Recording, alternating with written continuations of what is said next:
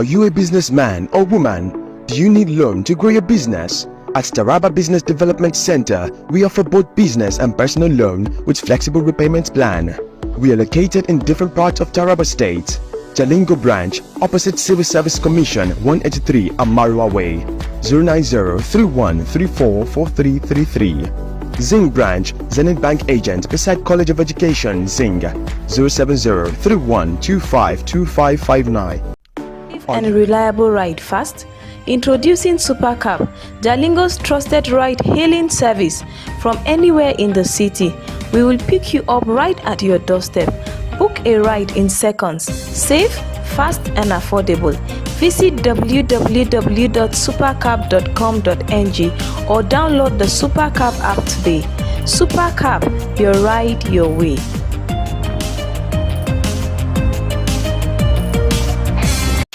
Are you stuck in Jalingo? Now, in today's digital age, staying ahead of the curve is crucial for success.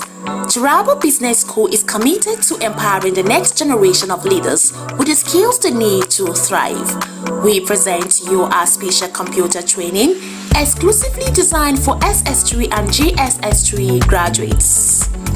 Our comprehensive program covers a wide range of topics, including Microsoft Word, master the art of document creation and editing, unlock the power of data analysis and visualization, Microsoft Access, learn to manage and analyze database, Microsoft PowerPoint, create stunning presentations that captivate audiences, graphic design using CorelDRAW, unleash your creativity and design skills, Photoshop, enhance your image editing skills and create stunning visuals, programming using web design, build dynamic websites and web applications, database development, learn to design and manage databases, UI/UX design, create user-friendly and intuitive interfaces.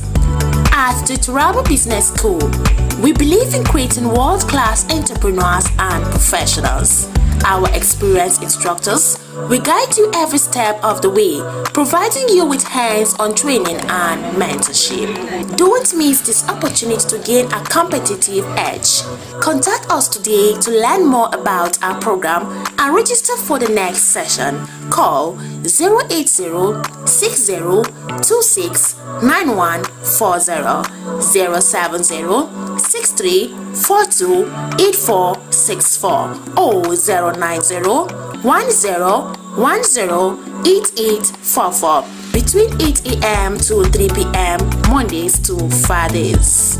Taraba Business School, creating world-class entrepreneurs and professionals. Join us today and unlock your full potential. Taraba Business School, opposite Civil Service Commission, Amarua Way, Jalingo, Taraba State. Empower yourself with the skills of the future. Register now. Are you stuck in Jalingo late at night? Need a safe and reliable ride fast? Introducing Supercab, Jalingo's trusted ride-hailing service from anywhere in the city. We will pick you up right at your doorstep. Book a ride in seconds. Safe, fast and affordable. Visit www.supercab.com.ng or download the Supercab app today. Supercab, your ride your way.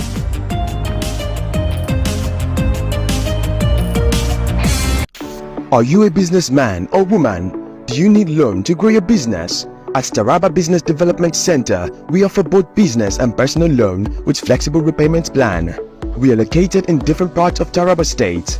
Jalingo branch, opposite Civil Service Commission, 183 Amarua Way, 090-3134-4333. Zing branch, Zenith Bank agent beside College of Education, Zing, 070-3125-2559. Are you a businessman? Subscription-based services, discounts and reward. Don't miss this groundbreaking products and services. Join us as we all celebrate in the future and experience the future today.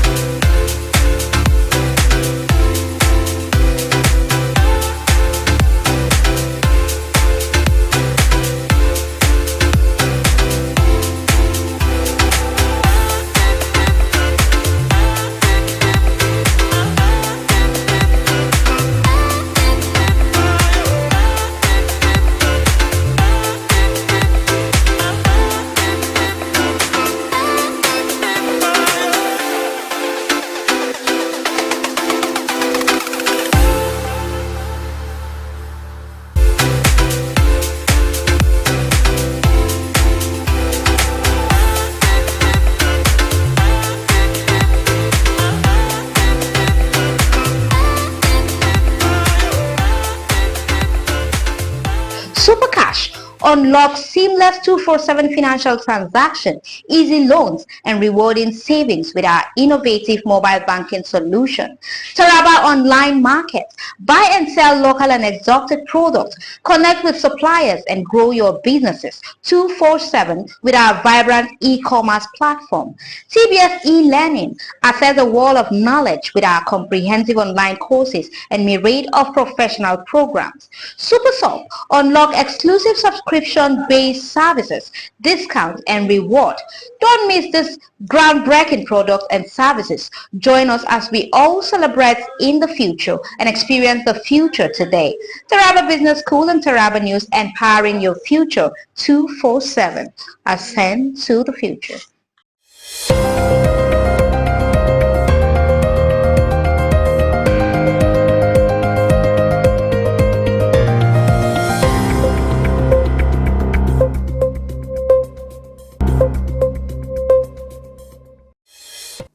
Good morning, Nigeria.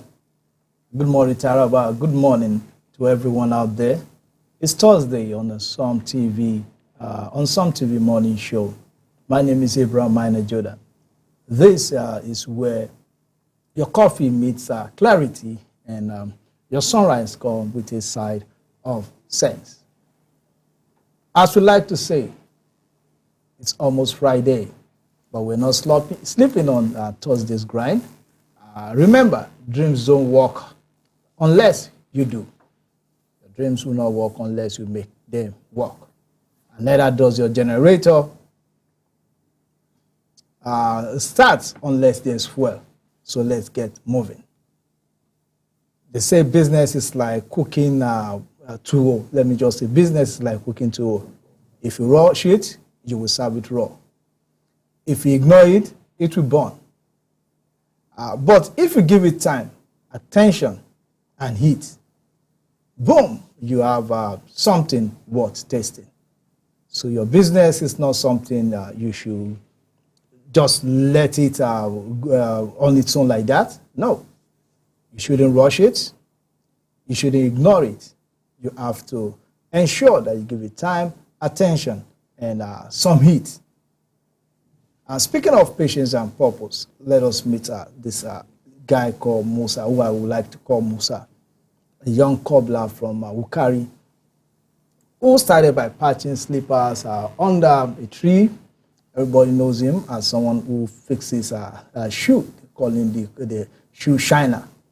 But later, he looked at his life and he said he needs to improve, because whenever anybody brought any shoe for him to fix, he does a very good work. So he went into learning how to make shoes. And today, he owns a big shop with some 2 or 3 people working under him. Several people have passed through, young men have passed through him and also gone into the shoemaking business. Now, he names his shop Musa The Fix. And when asked what was in secret, he said one loyal customer at a time. That is in secret. And he said he doesn't just repair shoes. He restores dignity, one soul at a time. And in the world of the late Dora Kiyuli, Nigeria may not be perfect, but it is ours to love, to build, and to defend. There's a reminder this morning: be proud, be proactive, and be patriotic. So that whether you're off at the office, or on your way to the farm, or to the market, or just sitting in traffic with dreams are bigger than your fuel tank, stay tuned. We just got the headlines, the heat, and the heart. This is the Some TV Morning Show. Let's rise together.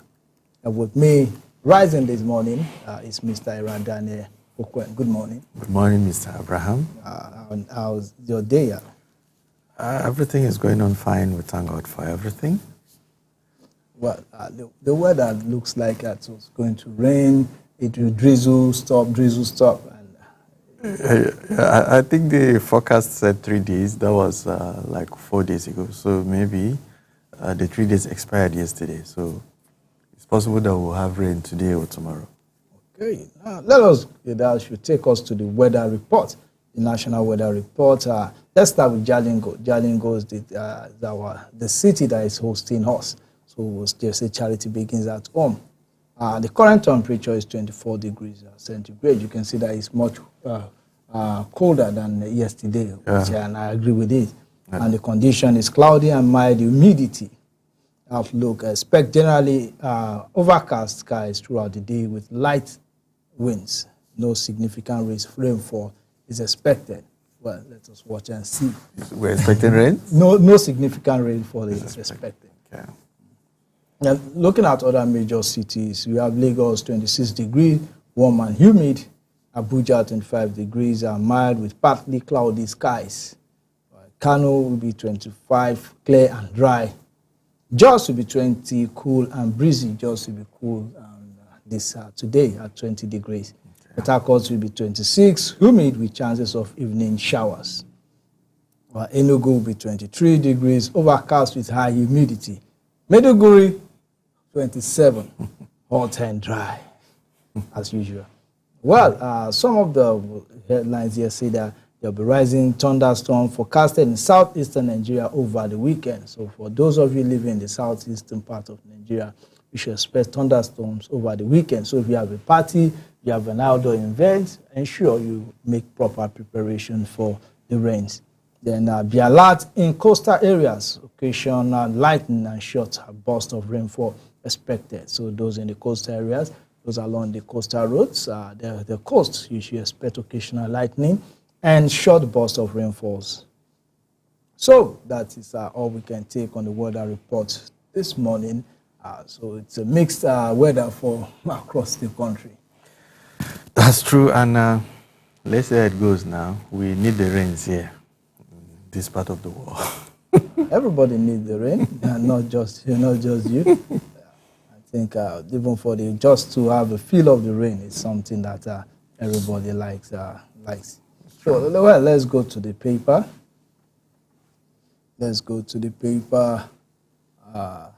We start with the Vanguard. Now, it seems to me it's almost every day. If you look at the cover page of the... So much advert every day that, of commissioning of projects. Of projects and in Abuja, that's the work of the Minister of... I think he's doing well. Considering the float of commissioning of projects. And there's a way you feature it boldly to cover almost everywhere on the cover pages of the newspaper. We just have to start looking for where to pick the news because it's all about. Well, I think we need to say that the minister of FCT. On a lighter note, who is the state minister for FCT? Yes, is it Aisha? Well, she's doing well. Okay. I think it's a joint. Yes. I'm just looking at it from the perspective where Wiki is so popular that hardly will you hear anybody mentioning the state minister. I think it's the Aja Maria Mahmood Bonkuri. Okay. If I'm not mistaken. Okay. Okay, Dr. Mahmood Maria, yes, that is her name. Okay. And I think from what I heard, he has a good working relationship with the FCT minister. Then let me ask you, before now, there used to be Minister of State for FCT? Well, I think this is the first time. Okay, maybe. Well, let us see what is going on. It's just like the Ministry of Works. Do you know the Minister of State there? So long as the FCT is getting facelift, and we also like to call on the FCT minister, the issue of the teachers, I think they need to look. Yeah, there's a need for, because it is getting out of hand now. Yes. These children have been disadvantaged in one way or the other for them not to be in school for this long. It does not tell good of him. So there is a need for him to look into that situation and handle it. We trust him as somebody that is capable. He's a workaholic minister, but he should not forget what Hausa people say, I too am albasa. Yes, that is it. Because the unfortunate thing is that those are affected are children of the poor, of the masses, and they don't have a lot of options. Yes. And that is why their kids are there. For those that are doing well, if this has affected people who have access to social media and the rest of it, it will. But most of the people in public schools now are children of people who are struggling to make ends meet, and it wouldn't be fair for them to be at home, I think close to more than 6 months or so ahead. Yeah, I think it's more than about this. Yeah, if not less than 6 months. Not less than 6 months. The Minister of the Federal Capital Territory, please remember why you are fixing the roads, the bus stops, and the rest of it, renaming the structures, remodeling structures. Remember the young ones who are at home, the primary school students in the FCT. And the concern now is that where will they start from? After staying at home for this long, where will they start from? Which term? They are already disadvantaged. There's no way you can put it. The effect is there already. They're already disadvantaged compared to their to even people within the city who attend private schools. Yeah, that's it. So let's go to the Vanguard. The Vanguard PDP crisis deepens as NWC members counter Damagum insist Anyanwu not reinstated. There are 2027 coalition against me full of political IDPs, said President Tinubu. 20 soldiers cause of bandits die in Niger clash. Let us look at this PDP crisis first. I thought this issue has been resolved. Honestly, I'm surprised that it's still coming up in this way again. I'm not too surprised because this is how they've been going back and forth. That was what led to the INEC chairman asking question. Who is the, you come in the morning, you say it's Anyanwu, the next day you say it's Ude Okoye, later you withdraw Ude Okoye, so... do you know my concern? Look at the headline, look at those sub-headlines there. Anyanwu not your appointee. You can't order him around. Wike tells Damagum. I don't know why. I thought Wike should be now, okay. He's a member of the party. He's a member of the party. So why is he, what's the meaning of this statement? Is he disagreeing with what Damagum said? I thought this should be a welcome idea to him. At least PDP should move forward. The thing is that most of them make such statements. Everybody just...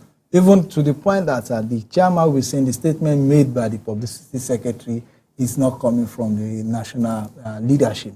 So let's look at the report from the Punch. Say the crisis rocking the People's Democratic Party, PDP, deepens yesterday as some members of the National Working Committee of the party rejected the decision of the acting national chairman, Ambassador Umar Damagum, to reinstate embattled National Secretary, Senator Samuel Anyanwu. Recorded Damagum as earlier yesterday reinstated Anyanwu following pressure from the pending National Electoral Commission, INEC. This is even as one of the leaders in the crisis that fester in the party, a minister of Federal Capital City, Nyonso, will quarrel with the language used by Damagum in directing Anyanwu to resume work at the party headquarters. Okay. This came on a day the Senate President Godswill Akpabio called the national leadership of the opposition People's Democratic Party, PDP and Labour Party to quickly put their houses in order ahead of the 2027 election. Noted that President Bola Tinubu was saddened by the lack of vibrant opposition in the country. Okay, I think what Wike was quarreling is not the position of Anyanwu. Yes, it's just the choice of words. The choice of whether he is not your appointee, he is an elected official, so you don't direct him. It is the secretary based on the constitution. That is what Wike feels. How do you think they can resolve this their issue? Well, I think they've made a significant progress as far as I'm concerned. When you want to transform a conflict, you shift grounds. Damagum has shifted ground. I believe I saw when he was making that announcement, I saw on video Bala Mohammed, the governor of Bauchi State, and so many other prominent people in the PDP. So to a very large extent, Bala Mohammed is the chairman of PDP Governors Forum. So I think he is there representing the PDP Governors Forum. So I think a major block in the crisis have shifted ground by accepting Anyanwu. You understand? So it is left for Anyanwu's camp now to shift their own grounds so that at the end of the day... No, I think Anyanwu's camp is with this. I understand. It is Ude Okoye's camp. Anyanwu's camp is with this agreement. This agreement. This arrangement is good. So Anyanwu and Damagum have been in good relationship. It is Ude Okoye, I think, and the Seyi Makinde camp. Now, because if you look at it, the Seyi Makinde camp is also kicking. And there's a paper, there's a paper that carried a story concerning the Sheyi Makinde camp. I think maybe it's Punch or something. Okay, now let's go to the Punch. I think it's related to this story. NEC crisis, Makinde block revolts as INEC very tears PDP apart. So let us look at that story and see the position of the Sheyi Makinde camp. So now we have the okay, let us take it like this. The crisis within the People Democratic Party intensified on Wednesday as Oyo State Governor Sheyi Makinde and former Rivers State Governor Nyesom Wike clashed over the scheduled date for the party's 100th National Executive Committee meeting and the reinstatement of Senator Samuel Anyanwu as National Secretary. Makinde's camp, which include Governors Peter Mba, Enugu, Duyediri, Bayelsa, Ademo Adeleke, Osun, Dauda Lawal, Zamfara, 11 NWC members and several party chieftains insist the NEC meeting must hold on June 30 as planned. They are also opposed to Anyawu's return as National Secretary. In contrast, you can see those, while in contrast, we have, Wike's allies. In contrast, Wike's allies, Governor Caleb Mufwang, Plateau, Kefas Agu, Taraba, Adamu Fintri, Adamawa, Bauchi State Governor Bala Mohamed, Acting National Chairman Umar Damagun, National Organizing Secretary Umar Bature, National Legal Advisor Kamaldeen Ajibade are pushing for Anyawu's reinstatement and a postponement of the NEC meeting. So you can see how divided they are. They are all from... Now, I used to think Bala Mohamed and the Damagun faction were not together. Maybe as time goes on, he realized that the best... Because as it stands now, if you want to make proper analysis of this crisis, if INEC has a power to stop a NEC meeting from holding, based on the fact that the letter must be signed by Damagum and the National Secretary Anyanwu, and they're shifting it now, what will this other camp present to INEC to accept? Damagum will not sign the letter, Anyanwu will not sign the letter. Yeah. So how will they hold the NEC that is valid?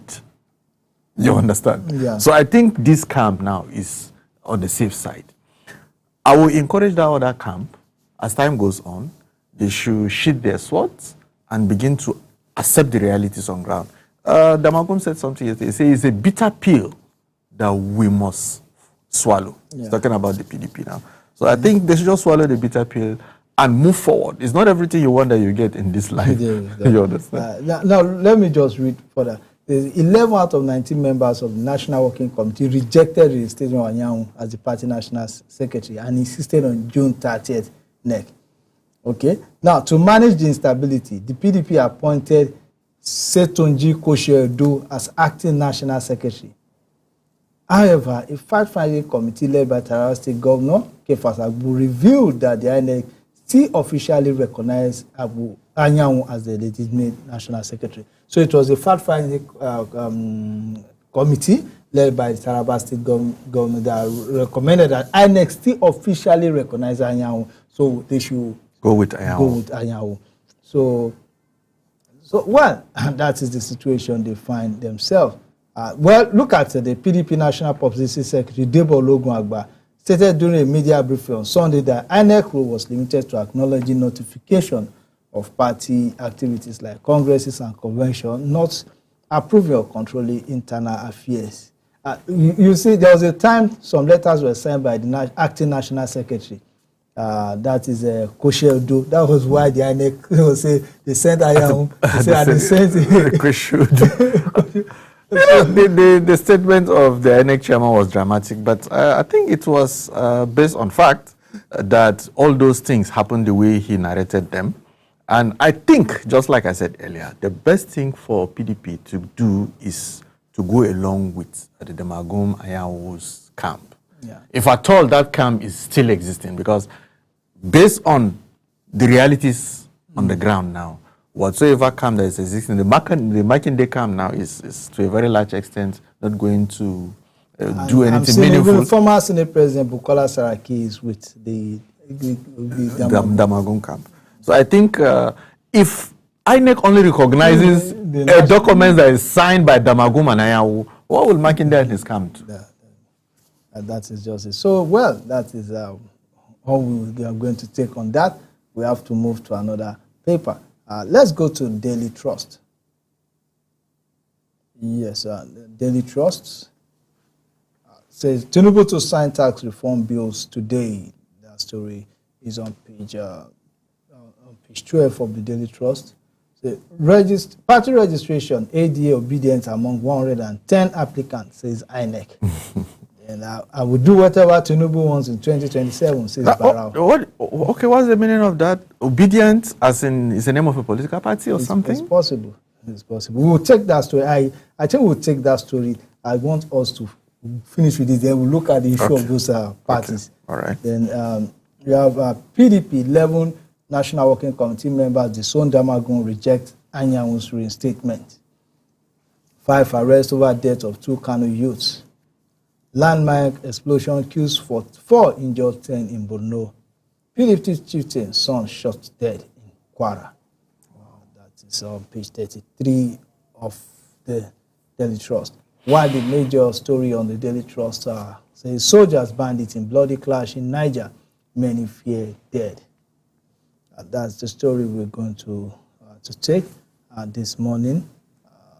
Well, from the Daily Trust reports, many bandits and soldiers are fell dead in a gunfire exchange that happened on Tuesday at Kwanan Duse in Mariga local government area of Niger State.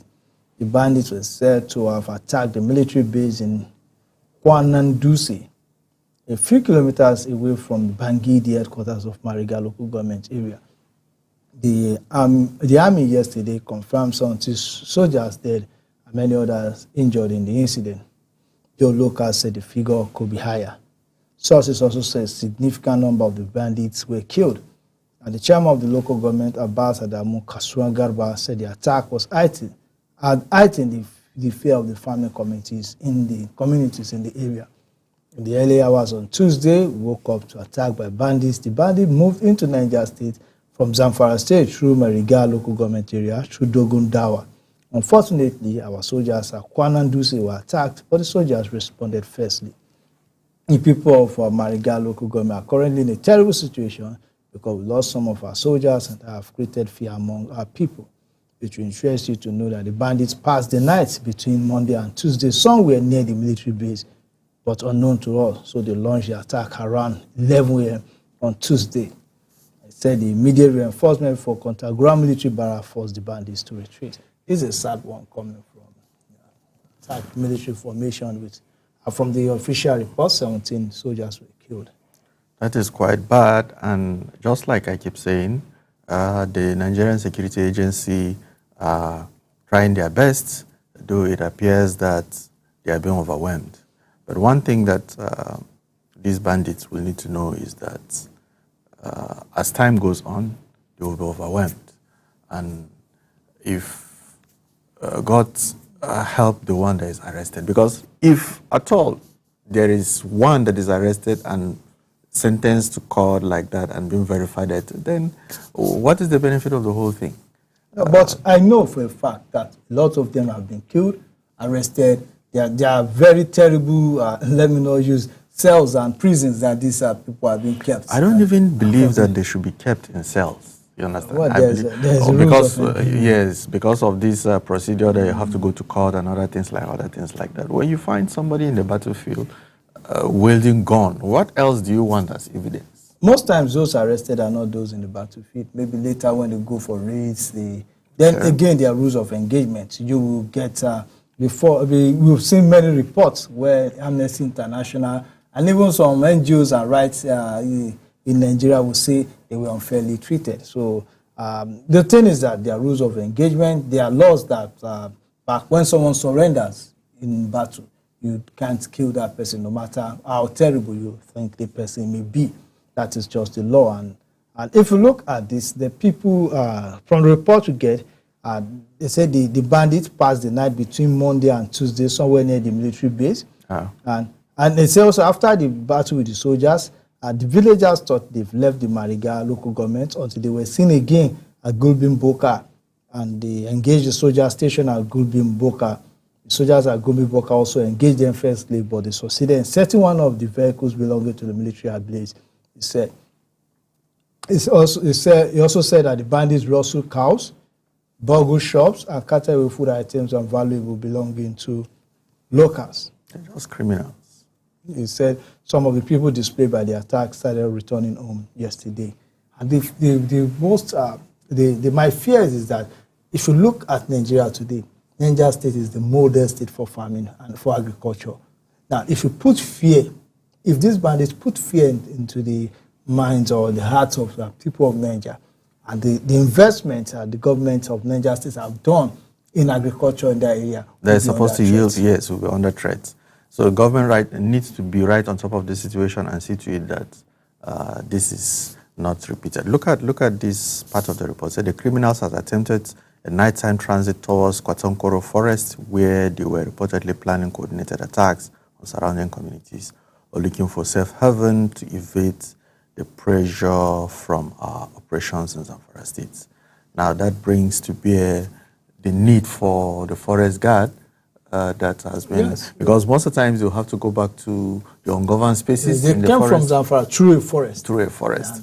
So if we have this intelligence there, at least one of the forest guards must have seen their movement, yeah, and alerted the relevant authorities and said, okay, I suspect a movement of 1 or 2 people, even if they are moving discreetly in groups of 2 or 3. Mm-hmm. Somehow, they trained a security force who are forest guards. If at the end of the day it sees the light of the day, will be able to dictate and will be able, so let's expedite action on the establishment of the forest guard and see how it is going to help our security architecture. Yeah, whatever nomenclature they want to use, we need to start having people living in those ungoverned spaces, guarding those forests, gathering intelligence, acting as local surveillance for the army and for the police. I think that will help in a long way to stem these attacks before they get very, very dirty. And normally, if there is somebody there, even if it's just one person, the only thing he will need to do is for him to have access to communication that he will, because they don't normally go in small groups. Definitely. They move in groups like that you begin to suspect, why are these people moving like that? Mm. There are times they use the cover of cattle. They will go as if they are herders. You understand? You think it is a movement. I think most times these guys, they don't even move with cattle any longer. They move with motorbikes. In large. No, the thing is that with the fear they've created and the kind of weapons they wield, people just begin to scamper. And then there are reports again that sometimes what they do, these people sometimes are used to them. So when they move, the fear of reporting them. But if he's a forest guard, who is there as he's an intelligent, you understand, he may blend into that community as a civilian, yes, just for him to gather intel and communicate. While they were crossing the border from Zamfara to Niger, if the military had that information, they will have met them in the bush, and the whole thing will have been finished there. Yes. Okay, let's go to Daily Independent. Daily Independent says, INEC received 110 applications for political party registration. Then another story is that I would like to see vibrant opposition, says Tinubu. Then we have, I'll be Tinubu's running mate if he asks me to. That is Barrow on page 7. That is the Deputy Senate President. Okay. Controversy trailed $300 helicopter levy as NAMA issued 7-day ultimatum. That story is on page 6. Labour Party caucus decries demolition of Obi's family's property. That story is on page 6. The NEBSA Federal Government Committee, Dangote Refinery, FZE malls crashing petroleum product prices. The story is on page 25. Then we have this, the bottom of the Daily Independent. PDP crisis worsened as NWC members disagree on Anyanwu. Senate passes 1.48 trillion reverse 2025 budget. Stories on page 25. The major story is that again tomatoes are now luxury in Nigerian kitchens. families switch to substitutes as price soars. Stakeholders finger insecurity, policy gaps, postal rate losses. Safer FG must treat production as national food security issue. Let's look at that story. You remember the last year, the tomato scarcity and the high price of tomato. We've never had it. Since I know about tomato, we've never had it as hard as that for what we had last year. So I think this year, that last year should have given us ground where we should have prepared for this, but somehow we missed it again. Okay, they said this report from Lagos, the soaring price of tomatoes has become a national conversation, and not for good reason. What used to be a staple food item that every average Nigerian could afford has suddenly turned into a luxury. From Lagos to Sokoto, Port Harcourt to Abuja, the complaint is the same. Tomatoes are now too expensive.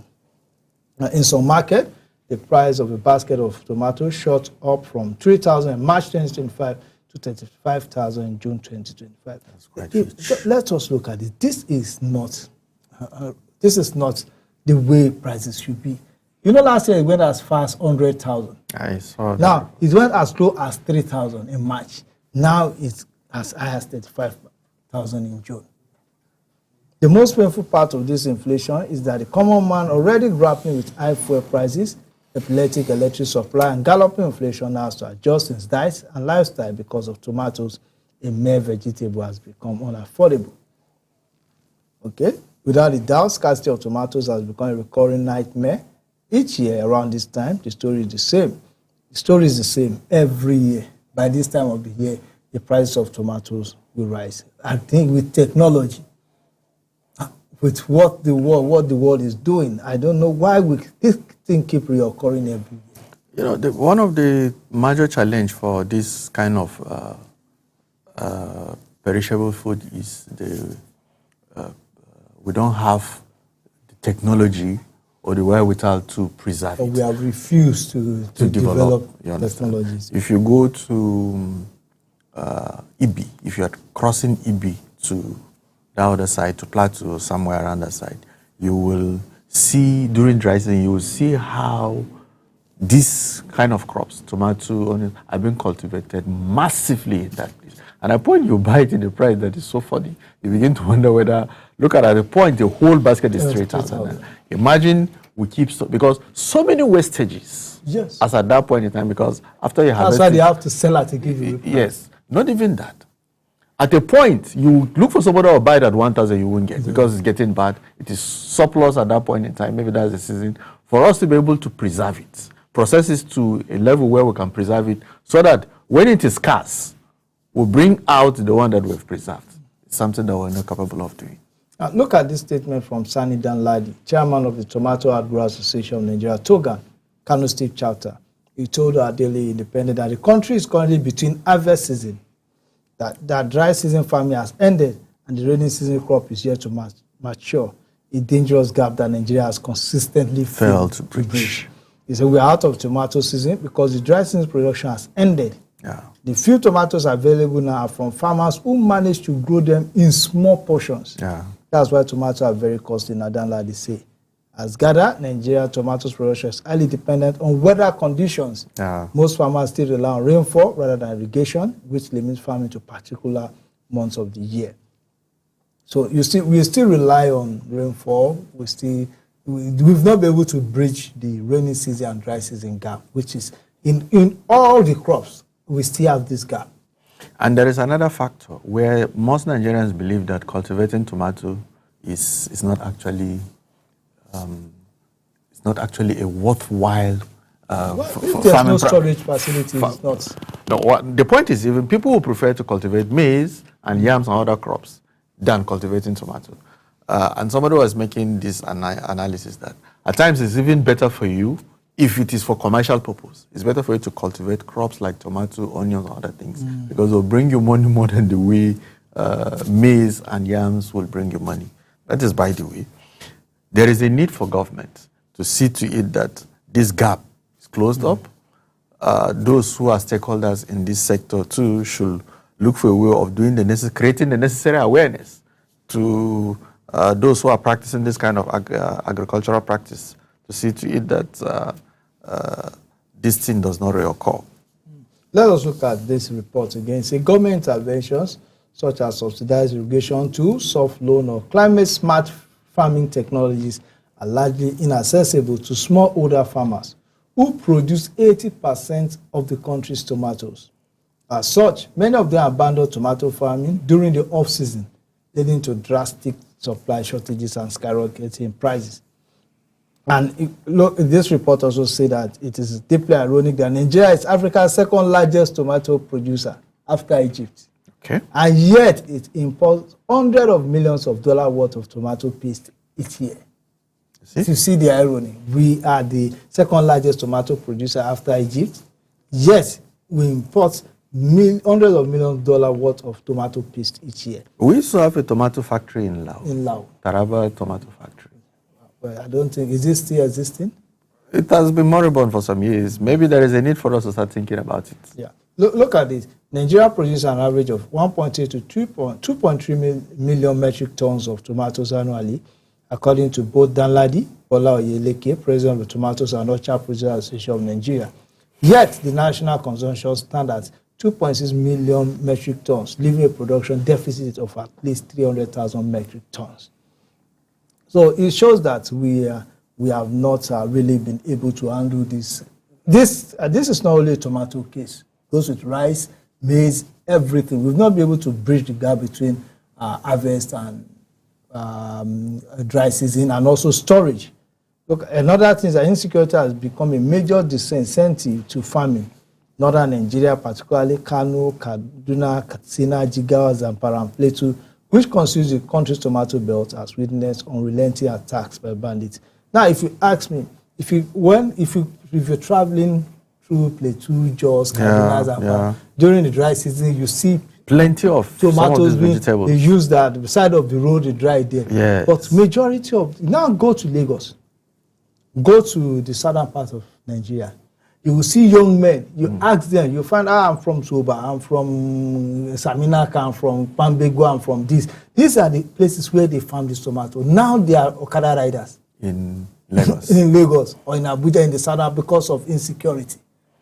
Apart from insecurity, even if you cultivate the tomato and it is ripe, after harvesting, how do you process it to preserve it in such a way that when you need to sell it in the latter day, you'll be able to do it? If you harvest it and it is getting bad, you waste it. At times you look for anyhow to dispose it. Then you become hungry again after some time. Okay. Well, let's go to The Guardian. Okay. Let's go to The Guardian. The Guardian has this story. Over 91% of FX liquidity outside formal banking system AFCON claims. Federal government to hold manufacturers, importers responsible for plastic pollution. Nigerian can make progress without efficient civil service, says Alake. Ministers seek alignment of military training with national security objectives. Stories on page 9. Demagun PDP NWC on war path over Anyanwo's restatement and neck meeting. Stories on page 6. Then the major story said, okay, we also have obedient ADA 108 orders applied to INEC for registration. No tax regime underway as Tinubu signs bills into law today. And 70 soldiers killed in Niger as troops foil attack. That story is on page 3. Then the major headline is that amid weak social services, states stake nearly 200 billion on renovations. That is on page 6. Let us look at that story from The Guardian. Okay, I think I've seen that story. It said 3 states may spend, from The Guardian report, it said, let's look at 3 states may spend 122.7 billion on office renovations in 3 years. States to spend 22% of budget on health education. 6 trillion allocations to 2 critical growth sectors.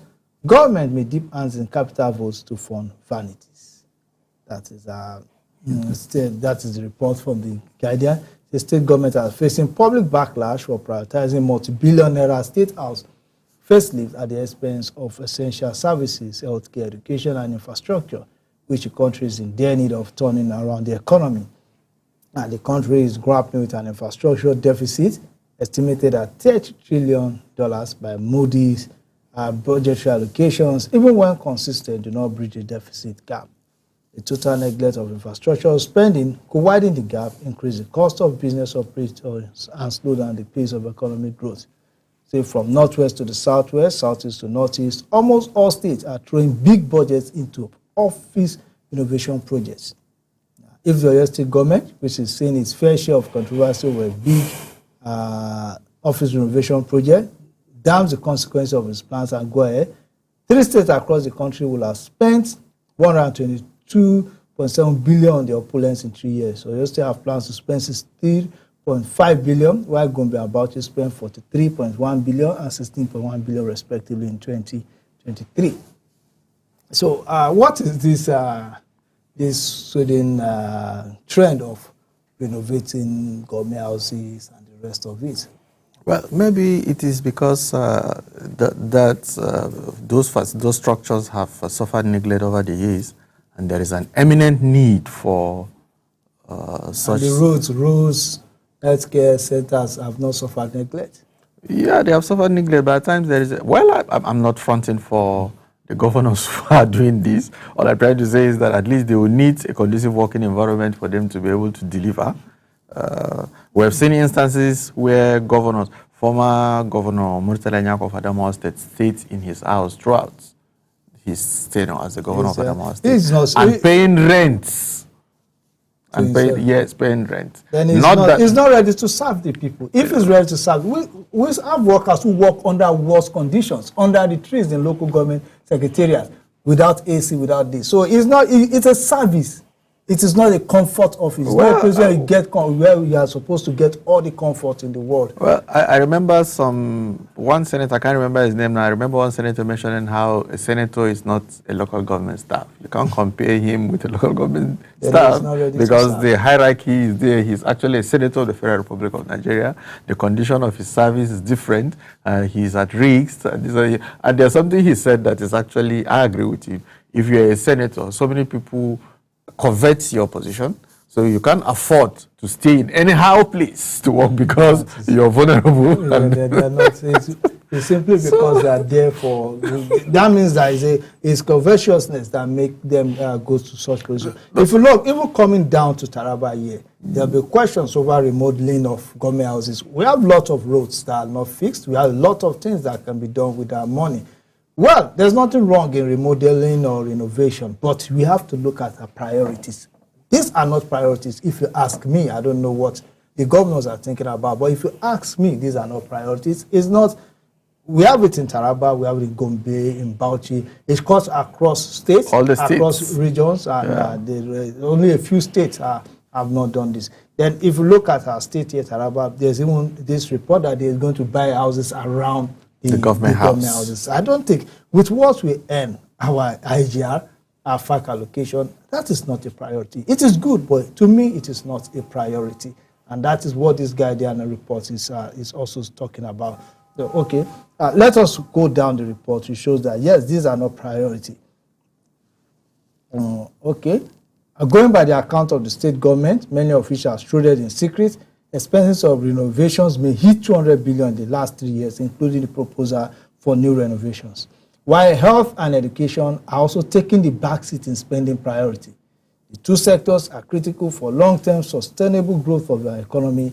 They play a crucial role in determining the productivity of the future generation who are starved with enormous debt in the case of Nigeria. Now, health and education are taking the backseat. While state government frittered with scarce resources on frivolities, allocations to the growth sectors are scanty. Yes, this year, the 36 states earmarked $6.06 trillion for education and health. This amounts to 21.7% of aggregate state budget for the year, estimated at $27.87 trillion. The education allocation, according to data analysis by the Guardian, is $3.83 trillion, or 13.74% of the entire spending envelope for the year. Health sector. So if you look at this, that means Health and education are not priority.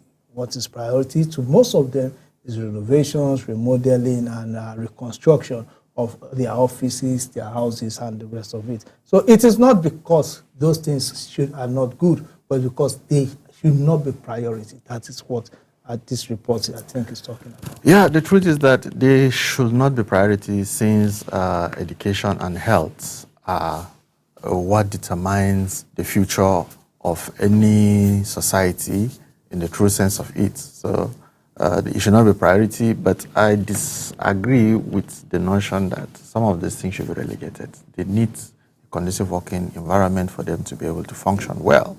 And the governor does not stay in the government house alone. He has, there are instances where some special advisors, they all stay in the government house, chief of staff, and other things like that. And this is the team that will implement the policies of the government to a very large extent. So, okay, if you say so, but to me, you cannot be borrowing money and filtering away money that is meant for other things just to make yourself comfortable so that you can work well. If you can, you know the situation before you got there. You didn't tell us that you are going to rebuild a government house, you are going to remodel. You said you're going to build roads, you're going to provide education, you're going to provide health. All of a sudden, you get there and realize that the offices are not conducive enough for you to stay. That is why we are where we are. We don't prioritize things that are meant to be priorities. We place priority on things that will make those in power more comfortable and not for the purpose of the average Nigerians. Well, let us leave our governors for now and go to the parties. Let me just take this. I'm taking this report from Premium Reporters. Okay. From Premium Times. I mean, there's a Premium Reporters in Taraba. From Premium Times. Then INEC received 110 applications for new parties begin registration process. The INEC chairman, however, denied insinuation in some quarters that the commission was compromising its independence on the status of the association seeking registration. So from this report here, the Independent National Electoral Commission says it has received letters of intent from 110 associations seeking to register as political parties ahead of the 2027 general elections in Nigeria. The INEC chairman discloses on Wednesday in Abuja, said the commission will, however, treat all requests fairly, irrespective of the status of their promoters. According to him, the commission has received letter of intent from 110 associations. So the thing is that with these parties, we have how many parties in the country now? But that is the beauty of democracy. Yeah. There's the law allows for as many as possible that meets the criteria to register. But my concern is, well, I've not seen that in the report particularly. Is it that Obedient is going to be a name of a political party, or is it that because yes. I'm just trying to see. If you ask me, the Obedient movement is a very large. Is larger than majority of the those. Is it proper for a political party to be named after a particular individual? Because I think Obedient is from the name Obi, and it's Peter Obi. So I don't know how. There's nothing. Well, I don't think there's any law against that. If it represents what values that they believe in, and it is clear, it's a movement that has been on since I think 2022. And so, if it represents a movement, and they feel there's a need for them to turn it into a party, why not? The name. If you ask me, the name and whatever it is, and if you look at it, I'm very sure it is Obedient, as in the proper spelling of obedience. So that is an Obedient People's Party or Progressive Obedient Party. It could just be Obedient Party. And now, what happens to? Is it okay? It's not as if he is the owner of the party like that. It's just his name that is being used. Well, I think this is started on the wrong premise. I think so. Don't you think so? No, I don't think so. They have a right of association. They have a right to name it whatever. And if they, now, what happens to the party if at the end of the day, the Peter Obi decides not to be a member of the party and decides to... I've heard the Obedient movement. The Obedient movement is not owned by Peter Obi. It's a group of people, young people, that came together and decided, okay, this is what they want to do. They are obedient. But I've heard them said it severally. But don't you think that it is now a movement that have even gone beyond Peter Obi? Don't you think it is starting on the wrong premise, considering that it is not the name Obi and Obedience like that? Maybe they should just change the name at this point in time. What sense does it make for you to name it? If they change the name, it loses the value. There are a lot of people. I've seen cases whereby the Obedient movement have grown beyond Peter Obi. Let us be factual. That is why you even see majority of them say they may not go into coalition. If it goes into coalition or become vice president with some people, they will not go. That most people, look at their parties that start based on their people. But over the years, they will metamorphosize into a movement that is beyond even the person. So it's a good one for them, whatever it is they represent. They started by supporting Peter Obi, but now they have gone beyond Peter Obi. They see a need. Do we have a precedence to this in other climes? Though my knowledge about this is limited. We don't need a precedent. But I think, the parties that we have precedent on our People's Democratic Party, how have they performed? At least for you to name a political party, well, I will not belong to this. If it becomes a political party, I will disagree because I think it is too much of somebody can, this thing can just generate a crisis one day. How? Well, let's see how it goes. There's nothing there. It's a name, Obedient. Okay, we are obedient. And if you look at the word obedient, the word obedient is a word. But it's not the spelling of the obedient that we know. This one now is from Obi, then like that. No, it's the proper spelling of obedience. If you look at the way... No, obedient is O-B-E. This one is O-B-I. I think, obedience. Well, whatever it is, but I know that the obedient movement has moved beyond Obi. You can have People's Democratic Party, you can have this, you can have... They should call it something, but they should remove the Obi. You said you won't be members, and they decide that... To me, there's nothing wrong. If you see that someone holds a value that you like, if his name is Shukura, put it Shukura political party. And if you outgrow that person, you can maintain the name. A name is a very important thing. Because if you change the name, a lot of people, especially in the world of, do you know how many hashtags is attached to the word obedience? If they change their name all of a sudden, they are going to lose at least 50% of their followers and 50% of the optics they already have. So to me, it's a smart one. It's a smart one. They may not win any election. They will just be a party that they have very strong presence on social media, and they are a growing association. So to me, it's a good one. It's a good one from the Obedient movement. It's a smart one. Rather than just being there on social media, form a political party, go for elections in your strong areas, go into coalition, go support, and gradually you may just turn out to like the Labour Party and this thing. And who knows how far they will go. Let's see how it goes. Yeah. So, well, we've come to, we are at the top of the hour now. It's 9 a.m. So we'll go for a short break. When we come back, the morning show continues.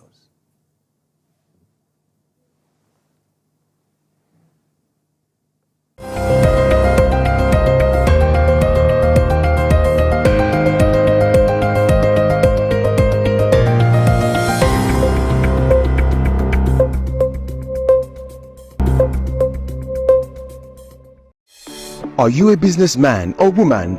Do you need loan to grow your business? At Taraba Business Development Center, we offer both business and personal loan with flexible repayment plan. We are located in different parts of Taraba State. Jalingo branch, opposite Civil Service Commission, 183 Amarua Way, 090-3134-4333.